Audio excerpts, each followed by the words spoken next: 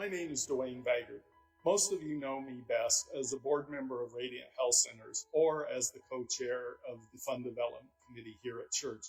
But I'm also a member of the Legacy Circle, about which I'd like to speak with you today. For those of you that don't know, the Legacy Circle is a planned giving program intended to make IUCC financially sustainable well into the future. As a 13-year member of this church, and one so impressed with the work that our church does, especially in the arena of social justice, I want to ensure that IUCC is able to do this invaluable work for decades to come. IUCC has such a rich history of advocating on behalf of the marginalized, becoming the first open and affirming church in Orange County 32 years ago. IUCC helps shelter the homeless and feed the hungry. It provides support to immigrants and the incarcerated, and so much more. IUCC is such a beacon of hope for our community that I want to be sure that it continues to be able to flourish and expand its missions. By being a part of the Legacy Circle, I'm helping to make sure that happens. That is why my husband Jeff and I have named IUCC as a beneficiary of our trust. And that's why I would ask you to consider joining the Legacy Circle to add your legacy to that of IUCC. As a physician, I'm actually hoping that this acts as a sort of public service announcement, because equally as important as the Legacy Circle is the broader topic of encouraging everyone to plan for the future. And by that I mean things such as drawing up a will and a trust that includes your wishes regarding life support, the nature of your funeral or memorial, the disposition of personal items, as well as your estate, and so much more. I know this is not an easy topic to talk about, nor is one that most people really want to deal with. It is so easy to procrastinate, but you never know what's around the corner. And while you might assume that I'm addressing this to the older ones in our congregation, I really mean this is something everyone, no matter what age, should address.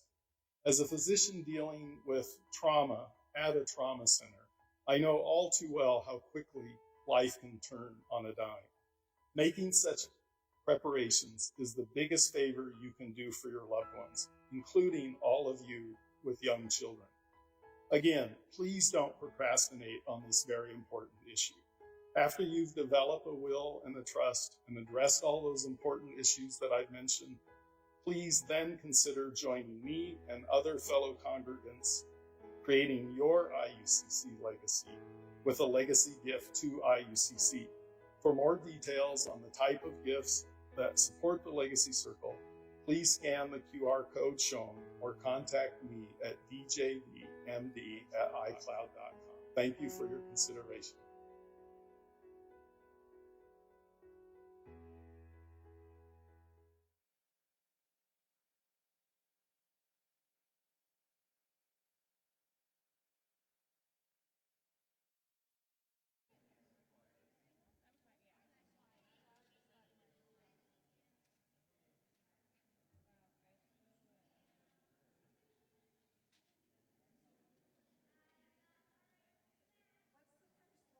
In the midst of new directions, I think. I am almost to the first line, and I'm in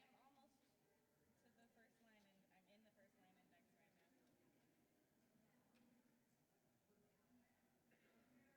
Yeah, it's 391. We're doing hymn 391 instead of the one we did. Verses 1, 2, and 4.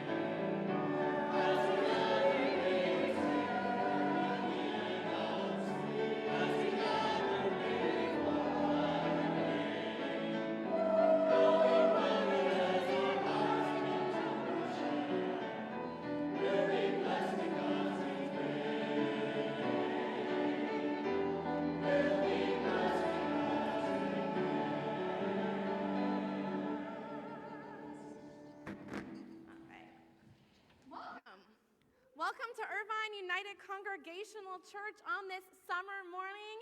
It is Pride Sunday. So happy Pride. We are so glad that you are here joining our intentional, open, and affirming just peace, global missions, creation, justice, progressive Christian congregation of the United Church of Christ. Here, we seek to be an inclusive community, diverse and welcoming and affirming of all people, all ethnicities, orientations, genders, and even religious beliefs. We love to say, wherever you are on life's journey, you are welcome here. So thank you for being here this morning. Yesterday, many of us gathered at OC Pride, where we joined our sister UCC congregations to march in the Pride Parade, and then, with so much gratitude to our communications ministry, and very specifically Alex Engel, who is outside, but we gotta cheer for him so he can hear us. We hosted our Pride booth. Alex had it decorated to the nines with so many fun giveaways. We met lots of people yesterday and shared the good news that yes, there is such thing as a church and Christians that affirm faith and the LGBTQ plus community. It's hard for us to believe, but that's still a radical thing even today. It was the biggest festival I've ever seen, and I don't think I've missed a Pride Festival since we reignited them back in 2009. It was a Pride picnic, if any of you remember that, right after Prop 8 passed. This was an absolutely fabulous gathering, and I'm so proud of all of you for showing up. And even if you weren't physically there, we brought your spirit with us. Again, huge gratitude goes to Alex and everybody who staffed the booth. I know that Maria was there most of the day, Alyssa was there, Becky was there, and lots of us sat in at some point or another. And now the celebration continues as we celebrate our Pride Sunday. We're gonna have a very special service for you today. It's gonna be fun. I think you're gonna learn. It's gonna be educational. And most of all, it's gonna be a celebration of inclusivity, because that's who we believe our God calls us to be. We serve an inclusive and wonderfully diverse God who's non-binary. We can't put God in a box. And today we celebrate this God among us. So thank you for joining us. We especially want to thank any visitors who are here with us this morning or who may be watching online. Thanks for finding us. If you didn't know you were in a progressive church, you're gonna know by the end of the day. We'd love to get to know you, to share more about who we are, and hope that you'll join us for coffee hour that'll happen just after this service. And if you're new, we'd love to get to know you more. You can fill out a visitor card, which is right there at the welcome table outside, just outside the narthex. Or if you happen to be online or you prefer electronics like I do, you can simply go to our website at iucc.org/visitor. Tell us a little bit about yourself. We'll reach back out to you and formally welcome you. For those of you who are here in person, there are some red books that are located right at the end of your rows. If you'll take a moment to sign in, let us know that you're here. We'd appreciate that. We will guide you through the service this morning. We are a green faith church, so we no longer print paper bulletins, but I know people like to follow along. So if you're the type that wants to know what's coming next, we do have a QR code that you can just take that phone, snap that, and you can download the bulletin and follow along with us. There's a couple other QR codes that are located in the rows with you. They're in bookmark form. You can find a QR code for giving and for our announcements with lots of stuff happening. One of the things that is happening this afternoon at 1 p.m., our Pride celebration continues as our diversity, equality, equity, and inclusion ministry is continuing the conversation with a special guest, Roger Gahn, who will speak on the topic of pronouns in a Zoom presentation at 1 p.m. One thing that was impressed upon me yesterday is how even though we've been around as an open and affirming church for 32 years, people don't know we exist. And that's on us. That's on us.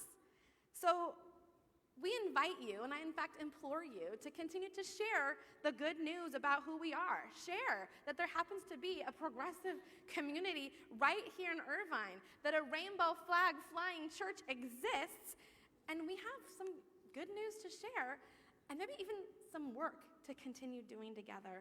So if you'll share any way you choose to, that can be in conversation with friends and families, but it might also very easily be on your social media.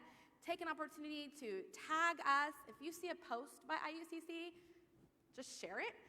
The more that you do that, the more opportunities people have to come up basically on their Google searches or their Facebook searches. So it really helps our Google Analytics. But in reality, it helps us to demonstrate that we exist and that we're all here. And we're so lucky that we found this church. But there are still people today who experience an oppressive Christian community and can't imagine that an inclusive Christian community exists. So don't do it for me, don't do it for the choir. Do it for the people out there who need us, who are praying that there is a space where God's love is shared for everybody. So thank you so much. I hope that you find this service meaningful. May the Spirit move in you as it moves among us. Welcome to IUCC.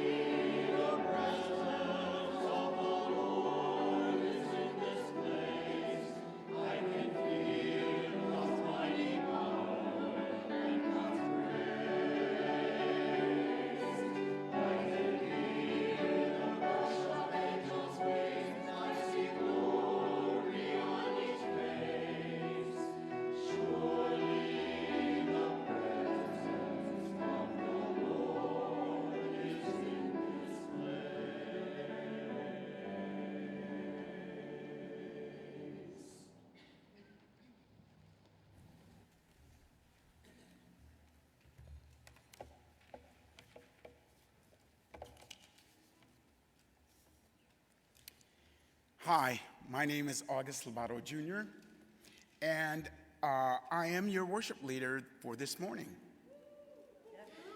Will you please join me in the call to worship found on the digital program or on the screens? We gather as one across many lands. In many sacred spaces, we set out our own tables of welcome. Thanks be to God for places of welcome. We are united by the past and present struggles of our communities. Thanks be to God for places that struggle together. We look forward to the future as bright as many colors of the rainbow. Thanks be to God for places of dreaming. We gather together to find hope in a non-binary God who busts out of every box we try to fit them in. A God embodied in humanity, but bigger than anybody.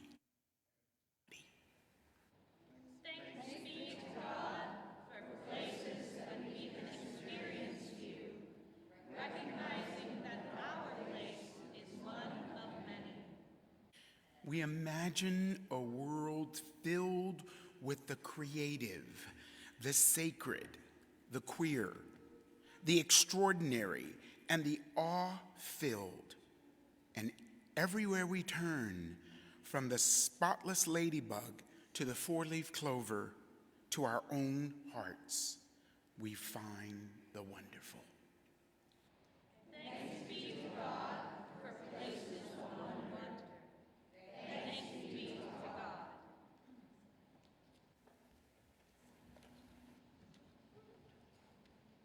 Good morning, church. My name is Joy. I'm Chris for the day. Now, please join with us for our congregational hymn. It'll be in your hymnal, number 391, In the Midst of New Dimensions. Otherwise, the words will be on the screen as well as in your online bulletins. So please stand in body or spirit as we sing In the Midst of New Dimensions.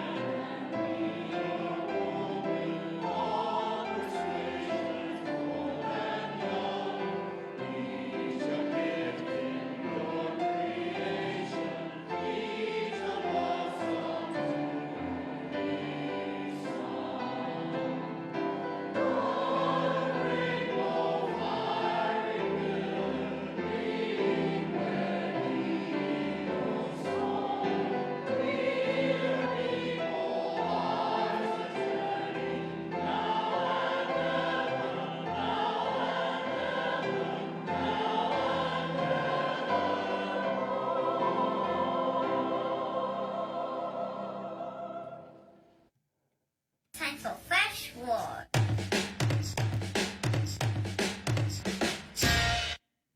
Hey kids, I have missed you. Happy Pride. Guess what today is?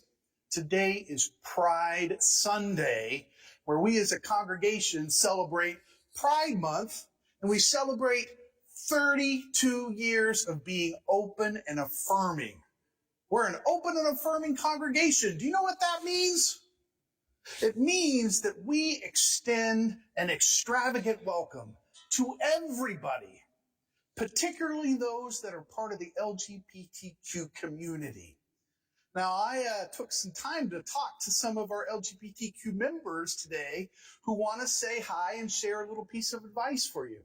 So LGBTQ friends and families and allies, what would you like to say to MYP? Hi MYP, happy Pride. Hi, I'm Alex. And I'm John. And this is Daisy, and we're the Eagles. Life can be very stressful, especially when you get older. So it's very important to take care of your mental health and doing things that you enjoy doing. Have a happy Pride Sunday. Hey, my name is Dave Schofield. Happy Pride, IUCC. My husband Brian and I have been members of the church for many years, and we are happy to have a place that supports us in our marriage and our individuality. And if I have anything to say to young people, I would say believe in yourself. Have a great Pride Month. Good morning. My name is Connie Jones, and I'm your new moderator. My advice to you on Pride Sunday is to surround yourself with love. And you've already got the best church around to give you the support and unconditional love in your life. I wanted to show you a lifeguard station from Venice Beach, and it was in the Pride colors representing togetherness. And my friend painted it for me and gave this to me for my birthday. Hey, Ministry of Young People, happy Pride Month. This is Donnie, and I've been a member of the gay community, I guess, all my life, but I started to share with family and friends in 1996. That was 27 years ago, and I've been a member of this church for over 25 years. I suggest that you live your authentic life, and life is too short to live any other way. So, ciao. Hello, IUCC. I'm Jeff Olson. Happy Pride. I just wanted to say that, you are made exactly the way God intended you to be, and I hope you have a wonderful Pride time. Hi, my name is Maria, and I am a member of the LGBTQ community. June is a very special month because we get recognized. But you know what? Everybody's special in the month of June, July, August, and all through the year. So I think that if we treat everyone with respect and we are kind to everyone, that everybody will have a really happy and good life. So don't be afraid to just smile and say hello, be respectful to anyone, and think that everyone is special because we all are, and you are too. Have a good day. Bye-bye. Hi, I'm Dr. Dwayne Geiger, and as a member of IUCC, I want to wish you all a happy Pride. And to those of you, especially the young people, the one piece of advice I would probably give is that just be yourself. Being and living authentically as yourself will do more to make people change their attitudes about the LGBT community than anything else you can do. Hi, Ministry for Young People. Happy Pride. My name is Christine Roy, and I've been a member here at IUCC for 10 years? 10 years now. Wow, so could be longer than some of you have been alive. Anyways, my message to you is a friend of mine always says, just be yourself because everyone else is already taken. So there's something unique about each of us, and just enjoy that you're different. And if you're different in a way that people don't like, don't get discouraged, because you'll find your own people that like you for you. And that's the most important thing, is to just be yourself, because we're all different, and that's what makes life enjoyable. Thank you. Bye. Thank you, IUCC. Now, before we go to Sunday school, I wanted to share my own little piece of advice. You can be anything you want in this world. Anything you want. You want to be president? Be president. You want to be an astronaut? Be an astronaut. You want to start a restaurant? Start a restaurant. You want to be a dancer or an artist? Be an artist or be a dancer. Now, along the way, there's going to be voices that say you can't. There'll be voices that come from outside and inside that say, oh, it's not possible. But let me tell you, you can be anything you want in this world. Dream big. Dream big. Now let's go to Sunday school. Keep it fresh.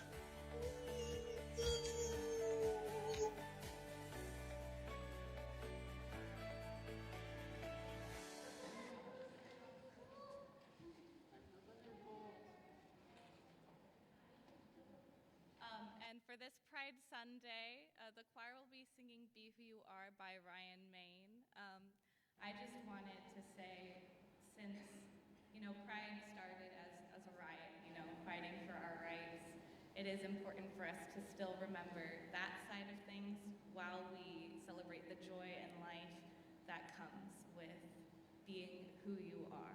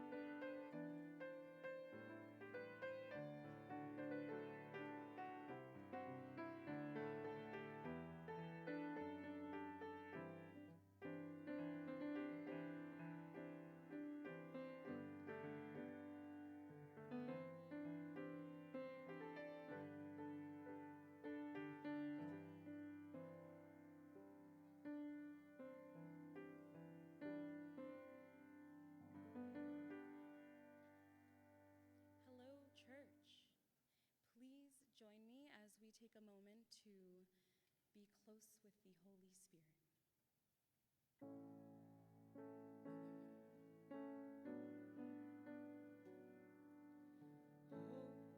Holy Spirit, come to us. Holy Spirit, come to us. Holy Spirit, come to us.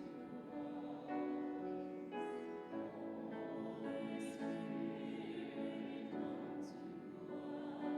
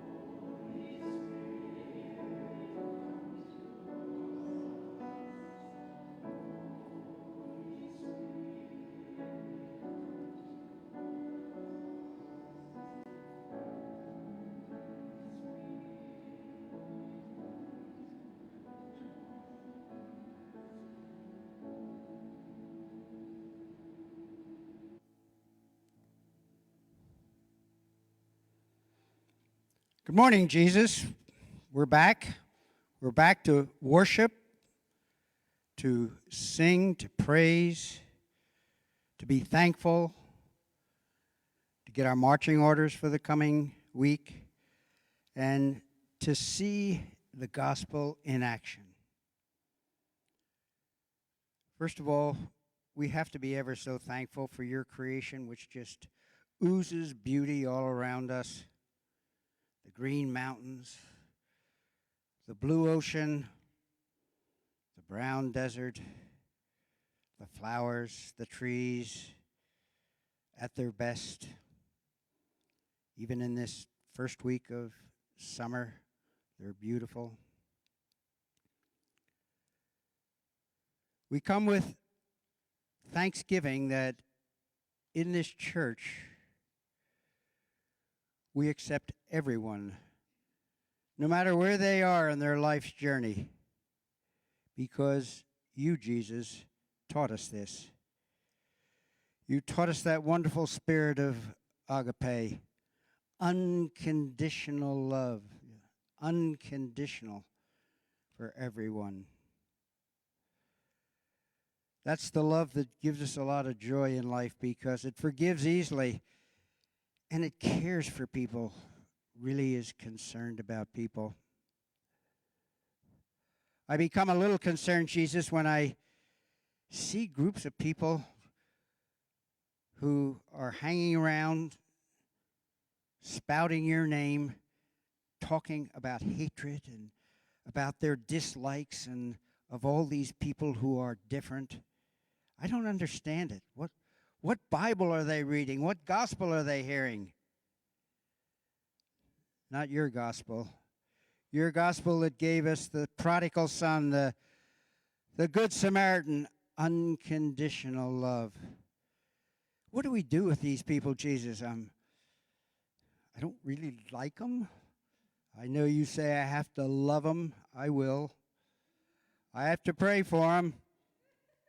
I have to pray that someday they'll open their ears and their eyes and see the beauty of diversity, see the beauty of being who you are, not something someone else thinks you ought to be. Thanks, Jesus, for giving us some guidelines to love even our enemies and those who persecute us. There's another concern I have this week. It's that reminder of the defeat of Roe versus Wade, which some people claim is about fetuses. I'm not seeing that. I'm not even close to seeing that because I don't see us having the very best maternity system in the world. I don't see them fighting for that at all, not even a little bit. I don't see us having the best preschool education for our children. I'm not hearing the screaming and the yelling. Jesus, I think you know as well as I do, this is about controlling women. And we cannot allow a minority to rule our country with this thinking. We, the majority, have to keep speaking up. And you, Jesus, taught us how to speak up and speak out. None of us can forget the war that sometimes we think isn't there. It is there. It's a world war if we don't do it correctly. Let us keep working for peace in this congregation. We're a peace affirming church.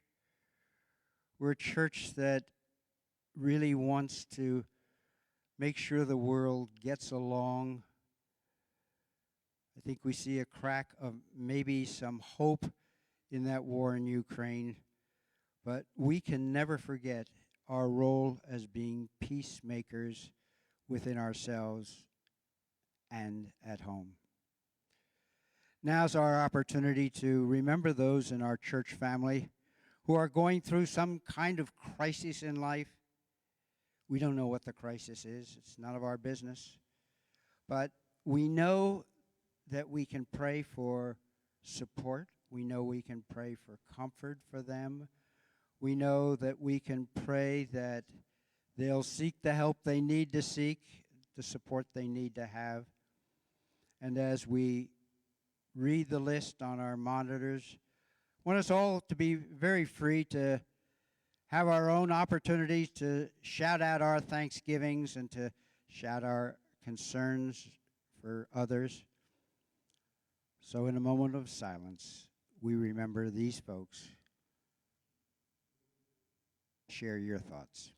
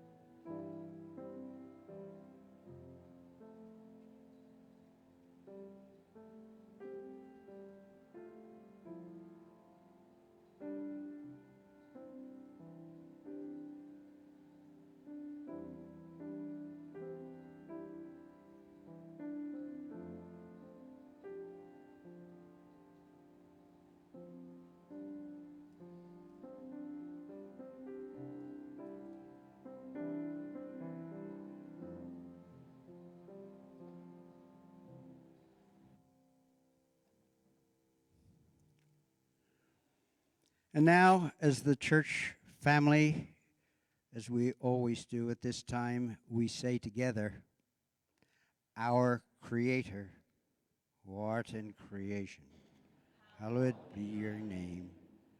Thy kingdom come, thy will be done, on earth as is in creation. Hallowed us today our daily bread, and forgive us our, as we forgive our debtors. And lead us not into temptation, but deliver us from evil. For yours is the kingdom, and the power, and the glory forever. Amen.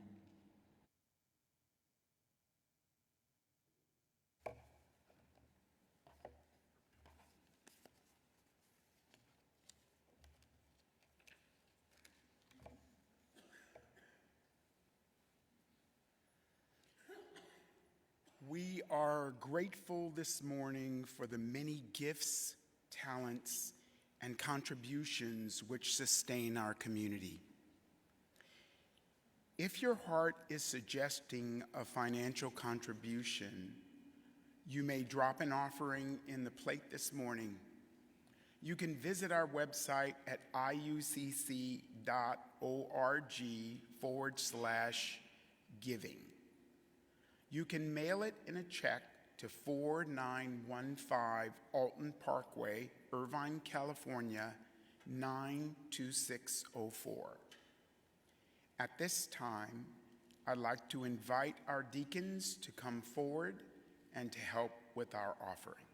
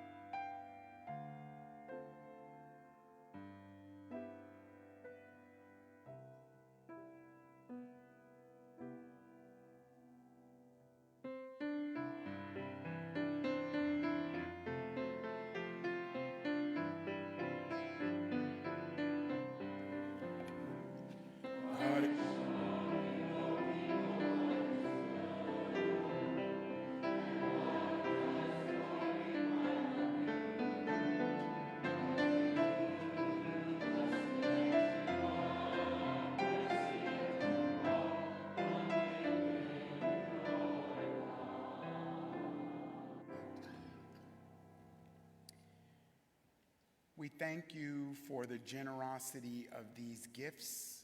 May we use them to further Jesus' ministry of inclusion, seeking justice, sharing love, and living love.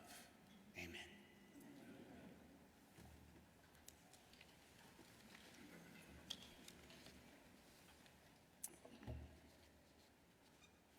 A reading from the scripture, Luke chapter 10, verses 25 to 29.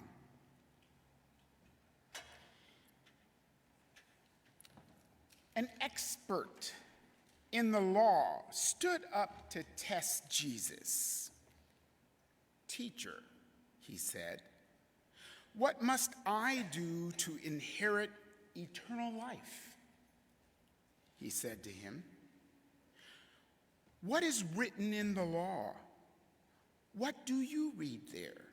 He answered, "You shall love the Lord of God with all your heart and with all your soul and with all your strength and with all your mind, and your neighbor as yourself." And he said to him, "You have given the right answer. Do this, and you will live."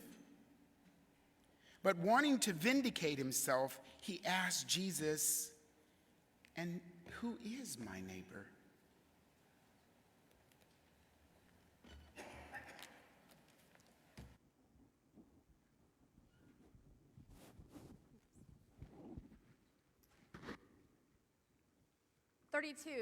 Actually 33 years ago, we asked ourselves that very question. Who is our neighbor? It's pretty incredible to think back and remember what the world looked like 32 years ago if you were gay and you were Christian. Most of the time you had to go to church closeted. There just weren't any churches that would openly welcome gays and lesbians. Now, they weren't all overtly hateful. They usually aren't overtly hateful. You have to figure that out after sitting there a while. But it was the early 90s, and the AIDS epidemic was in full swing. I've often said, as an adolescent during that time, I didn't know anything about AIDS. And if I did, it was something that existed far away, like in New York or maybe up in San Francisco. I knew nothing of it in Orange County. It was invisible. And the truth was, most queer people were invisible. It was safer that way. But in 1990, things were heating up in Irvine. There was a movement within the city to basically remove any rights for anyone LGBT so that they could overtly be discriminated against. And our pastor, the Reverend Fred Plummer, spoke out. And soon our whole congregation did too. And it was after a year-long study that we made an historic vote to become open and affirming. We were the first church in Orange County to do so. And it dramatically changed the trajectory for IUCC for the better, because that's when we became a true sanctuary. We've grown over the years as we've expanded our understanding and our welcome. Since then, we have publicly worked for equality, fighting both Propositions 22 in 2000 and 8 in 2008, which sought to ban equal marriage.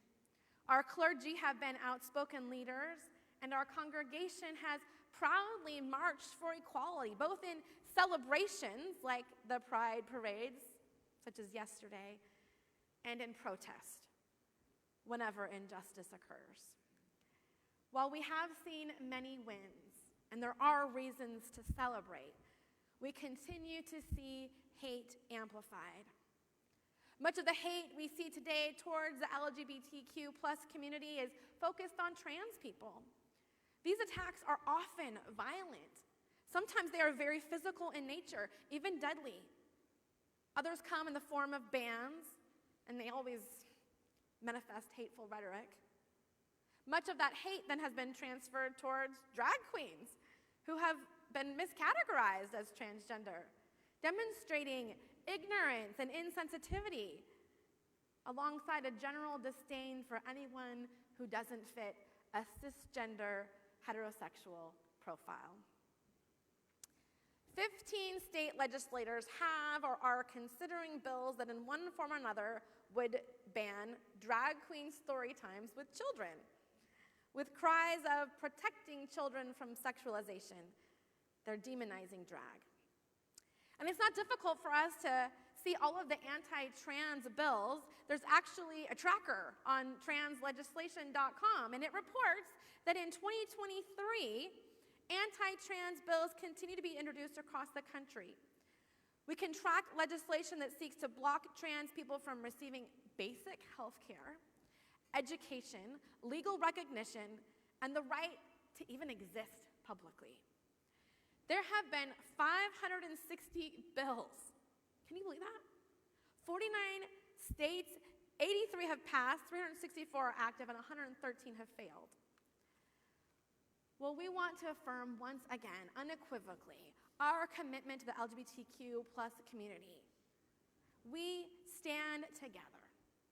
As you probably know, we held our first drag queen bingo, Broadway bingo, along with the story time for kids of all ages, Read with Royalty, just a month and a half ago.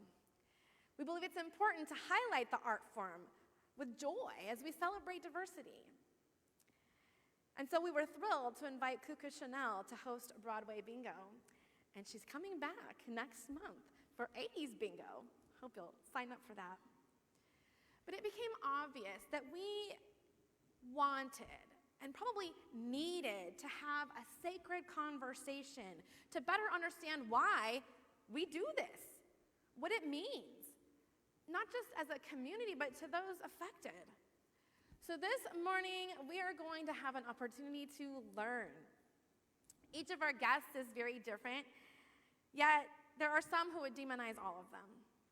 Just yesterday, we saw some of those vocals who, even in this neck of the woods, mostly they're just annoying loudmouths, but they exist all over America and are trying to make life harder, more unsafe, and downright terrifying for queer people.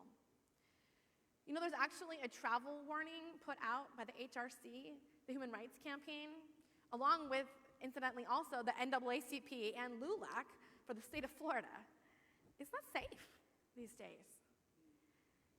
So we need to be the people who create safe spaces. Here in this sanctuary, we want to listen and learn and grow together.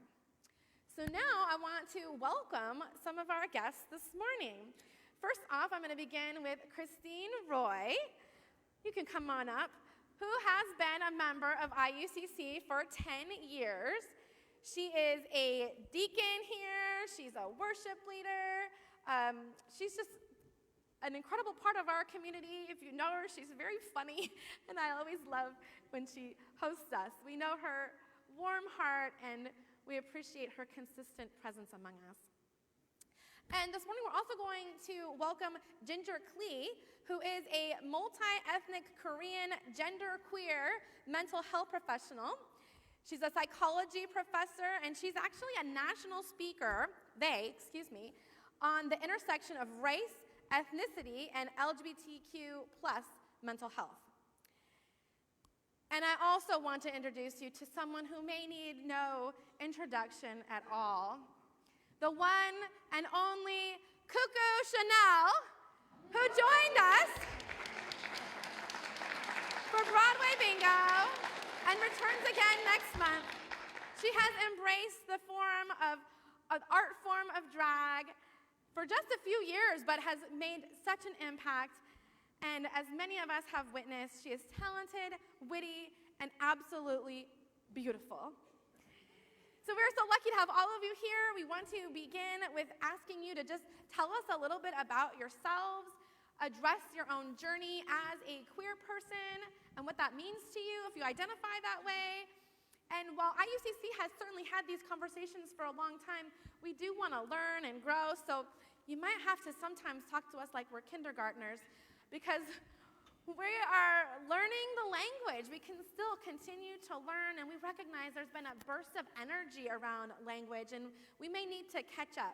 So particularly as we look at the spectrum of gender and sexuality that is not binary, help us introduce yourself with your gender pronouns and tell us who you are. Okay.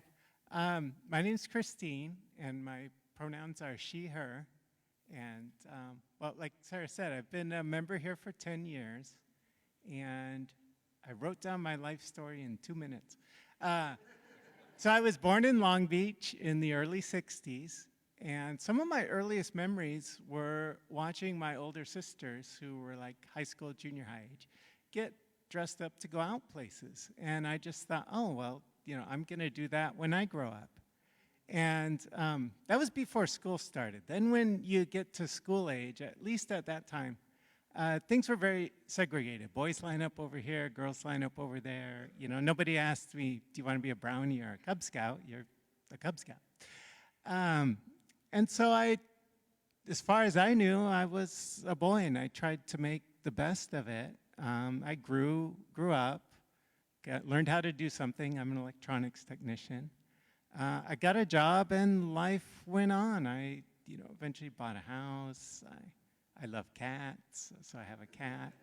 I took vacations, but I never felt comfortable as a man. I never felt like it was the right thing for me, and I felt like I had to hide who I was because, as we've mentioned, it's scary. I knew people that horrible things had happened to them. They lost people in their lives, and so I was afraid for a long, long time. And finally, in 2010, I decided, no, this is not going away. It's been decades. And I need to learn to deal with it. And so I began my transition. And through it all, I've become a much more happy, confident person. People that have known me my whole life, like my sisters, they say that I've just lit up. I'm different than I was before. So it was a journey I made later in life.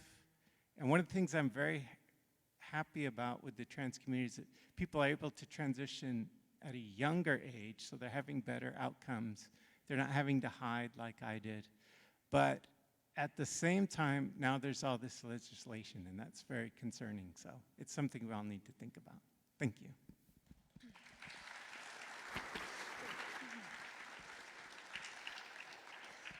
Hi, I'm Ginger Klee. I'm trying not to get too emotional because it's my first time being in a church in a long time, especially as myself, so sorry. Anyway, my pronouns are they, she, and I was born here, but I grew up in the South, in Kentucky and Tennessee, where legislation is a lot worse right now, and I still have some friends that are there. So I'm very grateful to be here in California again. And growing up, my wife is in the back. She can attest to this. I have the most feminine mother in the world. She's the epitome of femininity. She's beautiful. And basically my whole life was this fight with my mom of at the time being like very tomboyish. Once I was old enough to decide for myself, I would throw temper tantrums when she put me in dresses, and she forced me to wear makeup in middle school, and like she wanted me to wear mini skirts, and I was like, most mothers would appreciate that I want to cover my body, but not her, because it was in style. Anyway, so I came out initially as a lesbian back in 2007, 2008, and lived very happily that way for a long time, despite Prop 8 and other things going on, and found my calling to be a licensed therapist. I'm in private practice, where I work with the BIPOC and LGBTQ+ communities in Los Alamitos, so we're in North Orange County. And the thing is, though, is a few years ago, so with both the pandemic and then actually, funny story, today's my 1-year wedding anniversary. So, yeah. So both with the pandemic and then my wedding is when I really started to question my gender more. Like for the longest time, it was just about, oh, you know, I'm just more of a tomboy. But I started really asking myself, and hearing my clients talk about it and my students of like, what really makes you a woman though? And I was like, that's a great question. What really does? And you know, the pandemic kind of relieved me and many people of like this assigned gender performativity, right? Even more so than before. I think my queerness initially helped me liberate that in any way, but being cisgender just started to feel less and less like myself. And one of my students, actually, who's a Gen Zer, taught me this of like, yeah, you're living as your assigned gender, which is not the same thing as living as a cisgender person. So then with our wedding, I was like, expected to wear a dress, of course, right? There was just no question. But I couldn't bring myself to do it. That's really what made me ask, like, who am I and how do I present myself and how do I want to present myself? Both in clothing and hair, which my mother hates, and in identity. So that's what really helped me realize that cisgender doesn't fit, which was very scary to admit. My family actually, fun fact, still doesn't know. And because of, what's going on, even though I don't plan to transition medically in any way, it's still very scary. And so I'm learning to embrace that more and more myself. So.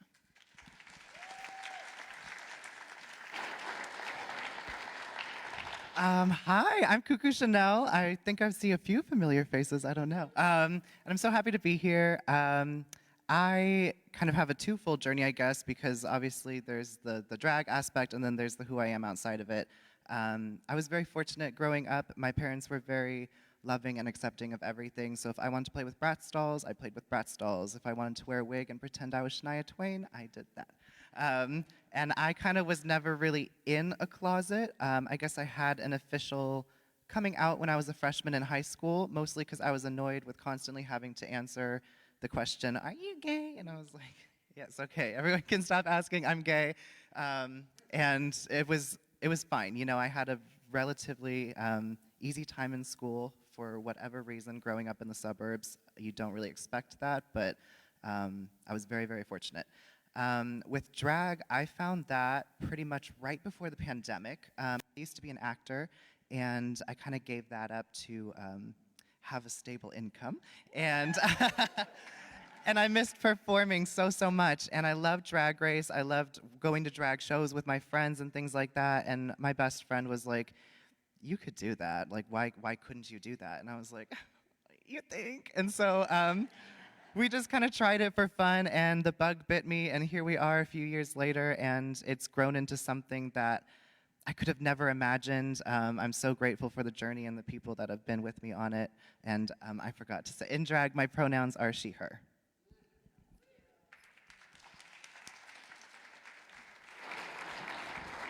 So I'm watching our time. I've got a mic. You're good. But I do have some questions for each of you. So Christine, I'm going to talk with you first. It feels like we've seen this huge uptick in this trans hate over the last several years, and those bills and bans that we talked about certainly reflect that. Can you talk about why you think that's happening, and personally how that feels, and what we can do to support you and trans people locally as well as across the nation and the world? Sure. So, yeah, as Sarah said, there's been over 500 bills, if you include anti-drag. There's even bills against, like, using preferred pronouns, everything, you name it. Just in this year, not in the past 12 months, just in 2023, half a year. So I think this is coming from, this happened to, Sarah alluded to it, maybe 30, 40 years ago to the gay community. People spread horrible rumors about gay people, that they do awful things, and they passed laws restricting gay marriage. Well, it used to be years ago, you could be arrested for being homosexual. And now I think the people that promote this kind of fear and hate, they can't target the gay community anymore, because the gay community is open, they're out. People know gay people, and they can say, no, I have relatives, I have friends that are gay, they're not who you're saying they are. But the trans community and people that are gender fluid or anywhere on the gender spectrum, we're a small community and not a lot of people know a trans person. So we're easily demonized. So that's what's happening. There's the legal aspect, which is horrible enough. And then there's also, I think it's an intended side effect to demonize trans people, just to cause fear. And it's a politics of fear, and it tends to be what authoritarians do. They go after anybody that's outside sort of a very binary gender society. And ultimately, it's misogynistic. It's about control of men over women. So it's a bigger issue than just trans people, but it affects us directly. Thank you. Pass this way. So, Ginger, for many of us, the language of non-binary is still really new. In fact, as I was chatting with our mutual friend who connected us, Danny Cesania, who some of you may know, he is the director at the California LGBTQ Health and Human Services Network. And as I was looking for someone non-binary to lead, he explained that you are genderqueer on the non-binary spectrum.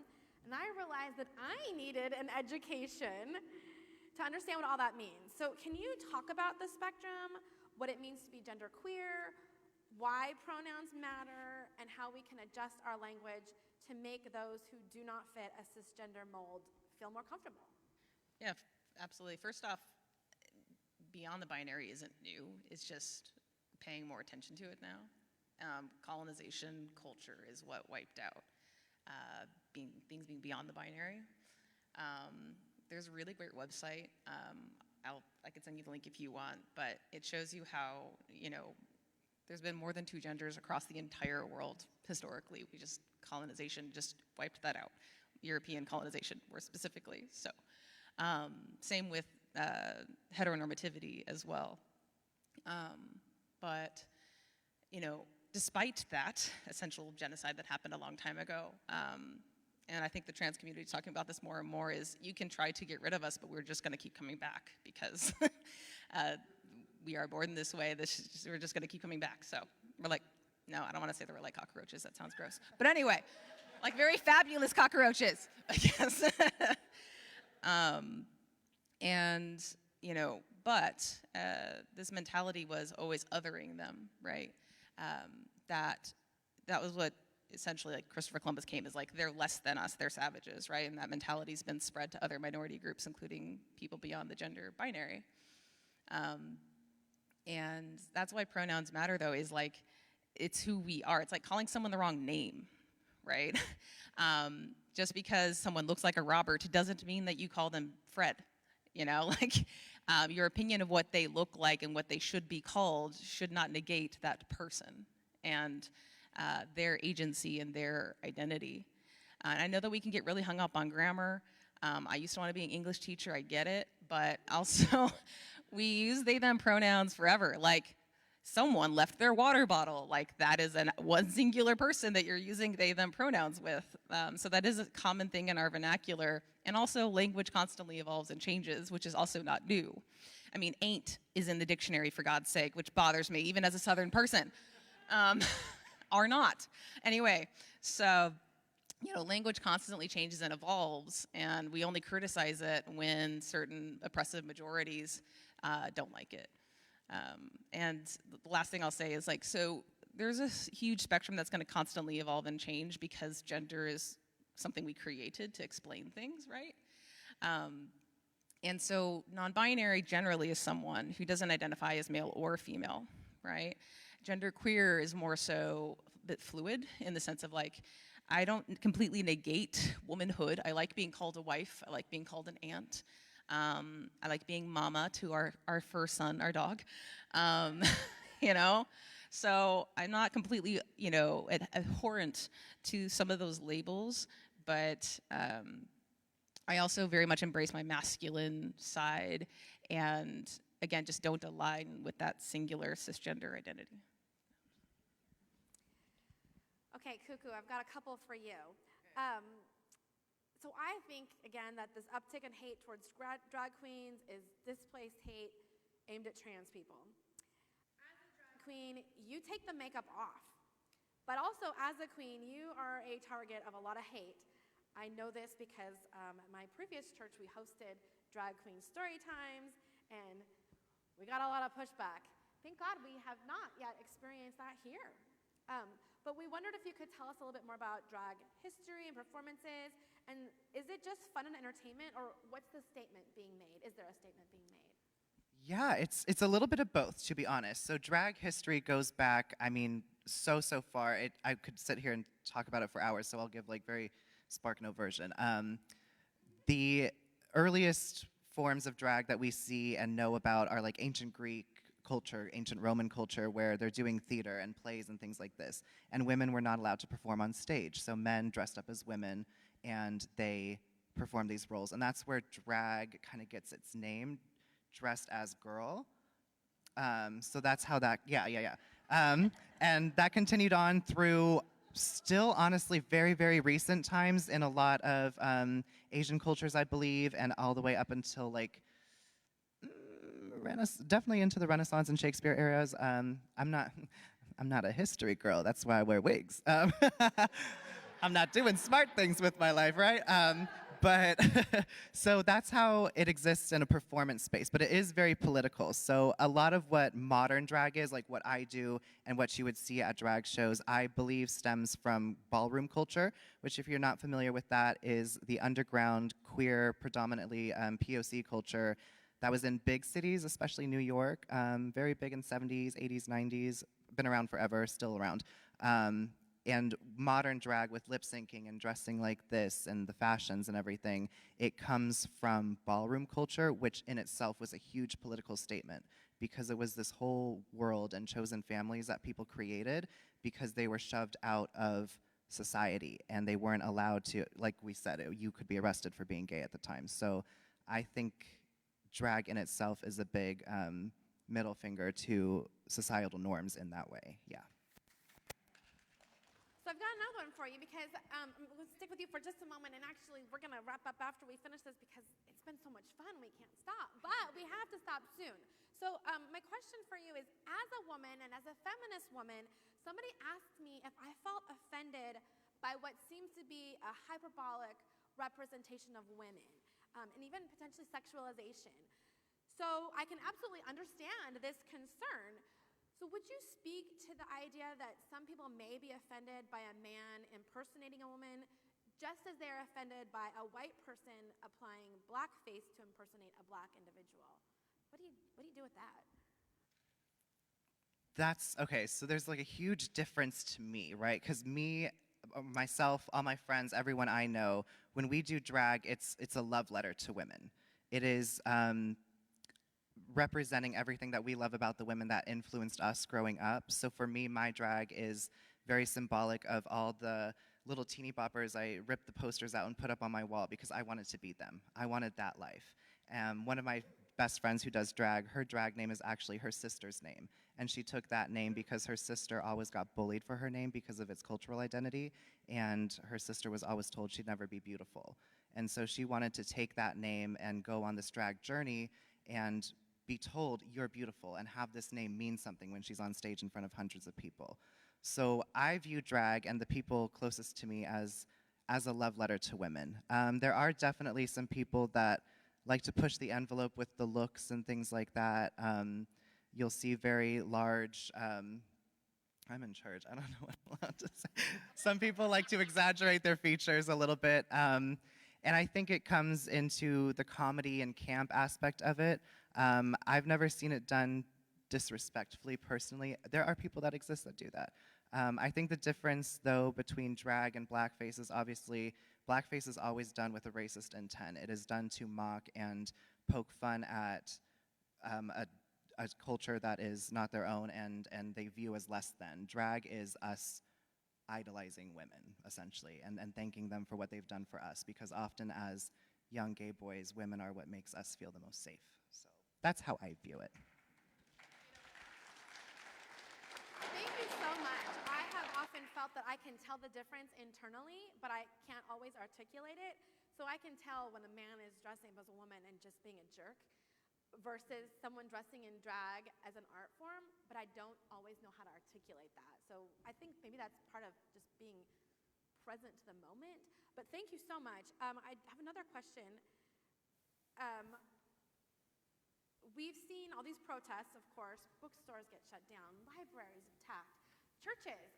Last month we talked about 2 of our sister churches across the country who have literally been attacked by Molotov cocktails, in fact, because they're support of drag queens.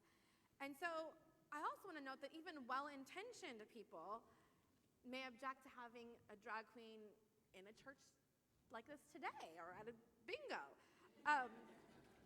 Can you address why you think it matters? Why is it important that we do this, that you're here and you have a microphone in front of you? Maybe what it means to be invited to a church. I kind of think you must have thought it was strange when you got that invitation to come. Can you talk about that? And maybe each of you could maybe talk about why it's important to have this conversation in a church. Yeah, so for drag in a church, I think it's so important because it is like 2 very opposite sides of a coin. You would never expect it. Like when I was approached to do bingo, I was like, wait, hold on a second. I was like, are you sure? Is this like, are y'all trying to kill me? I was like, hang on. But it was Craig who asked me, and so that's why I felt safe, because Craig is actually a dear friend of mine. He was my college acting professor. So I was like, okay, it has to check out, right? But I think having someone like me with a microphone in these spaces and being able to just tell stories and humanize what has been dehumanized. I'm sitting here, I'm in front of you, I'm a very real person with very real feelings that has a lot in common with all of you, and we can go out there and talk forever if we want, right? But you don't get that opportunity otherwise because society has set us up to stay separate. So this is bringing us together and bringing down that divide. Did that answer the question? I think so.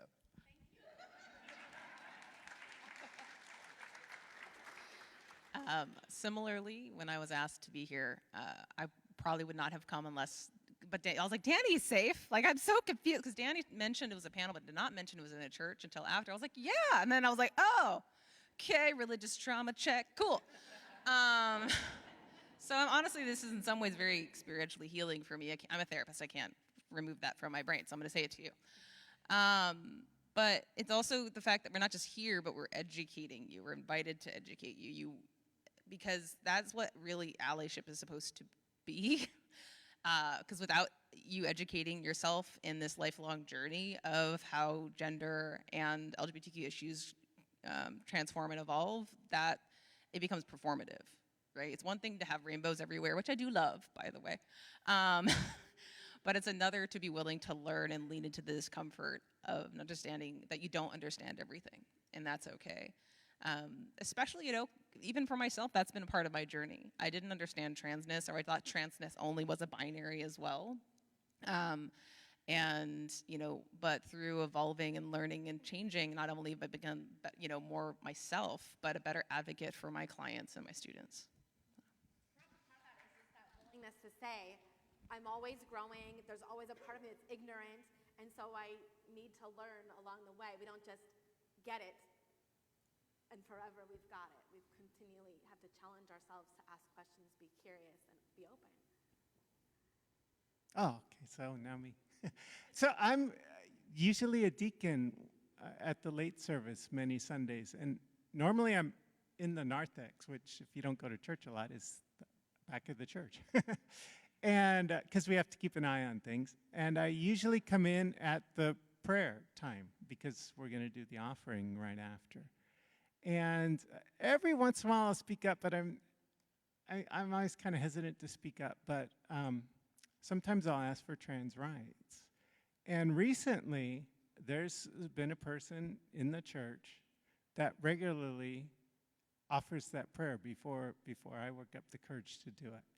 And just having people have some knowledge or understanding of what we're going through as far as this legal mess right now is it's very comforting.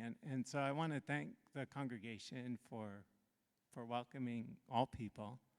And but yeah, just hearing someone else being supportive really means a lot. Thank you.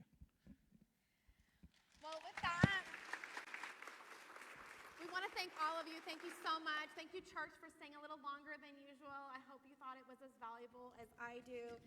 You can see Cuckoo Chanel right here on July 28th. We are having 80s bingo. The tickets are already on sale, so it's a fundraiser for our church, and we hope that you will attend. Looking forward to having you back. Thank you so much, and thank you for being such a stellar member of our congregation. And so, brothers and sisters, siblings in Christ, go out into a world that feels so broken sometimes, where hate screams loudly, and injustice and ignorance and violence permeates. And sow those seeds of love. Connect in conversation. Embrace diversity. Find your neighbor. Celebrate the spectrum. And work for the kingdom. Because everyone matters. And everyone deserves to be heard and seen and loved just as they are. Amen. And happy Pride.